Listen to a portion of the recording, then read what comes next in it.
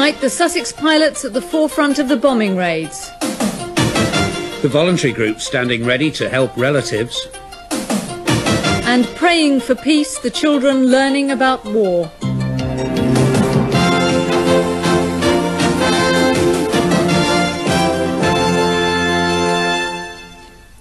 Good evening. Well, the Gulf War dominates the news tonight, of course, and we'll be reporting on the impact it's having in the southeast. More than 1,000 servicemen and women from the region are involved in the conflict. A number of support groups have been formed to help and advise their families. TVS has set up a special regional information service, and we'll have more on that later. As we speak, Allied aircraft are continuing to bomb military sites in Iraq and Kuwait.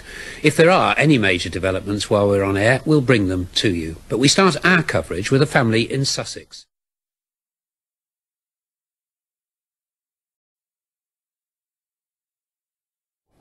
Now, look at the latest developments in the Gulf before we move on to other news. We do have a live computer link in the Coast to Coast studio. We can update you with world news immediately it happens. And just looking in that now, there is a report coming in, which I'd stress is as yet unconfirmed, that some Iraqi soldiers have abandoned their positions in Kuwait City. The Prime Minister has just repeated his assurances in the Commons that the Allies will try to keep civilian casualties in the Gulf to a minimum.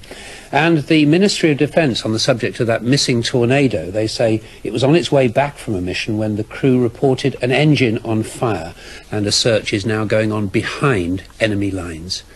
Liz.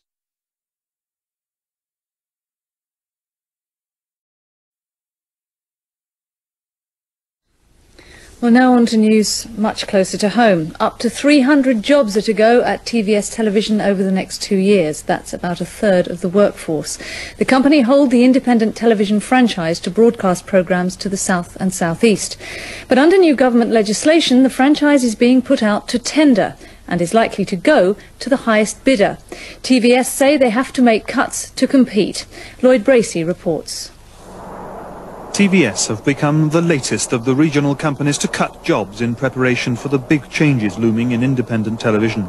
Existing broadcast contracts end in 1992, and TVS, along with all the other regional companies, will have to bid for the right to continue broadcasting.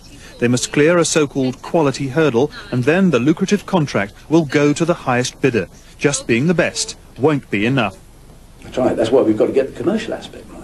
Programming, we've got no worries, and it would take a very strong player to come in here and unlodge us from our regional service and our network make. Where we could be dislodged is at the level of the financial bid, and that's why we've got to make sure that we have no fat left in the company whatsoever from the old system. But job cuts are only one way to save money. TVS have two main production centres, Maidstone and Southampton, both making network and local programmes. The company will concentrate production for the network in one studio. They haven't yet said which, nor just what would happen to the other. But they say the changes won't affect regional services, and programmes like Coast to Coast will still be made in both centres. James Gatwood is confident the cuts will save TVS the money they need. But how will he say goodbye to old friends? A very, very difficult question to answer.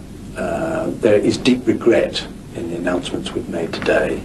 There have been a lot of people who've been tremendously loyal to the company. That has not gone without notice. We face, as a company, a commercial reality that is going to be 1993 onwards. There is nothing we can do about that. Government legislation has been introduced which forces all attention to that. If TVS were to lose, the company coming in would not face the future in any different way.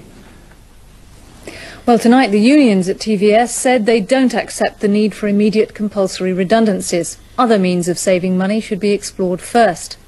Meanwhile, the latest government figures show a rise of nearly 14%.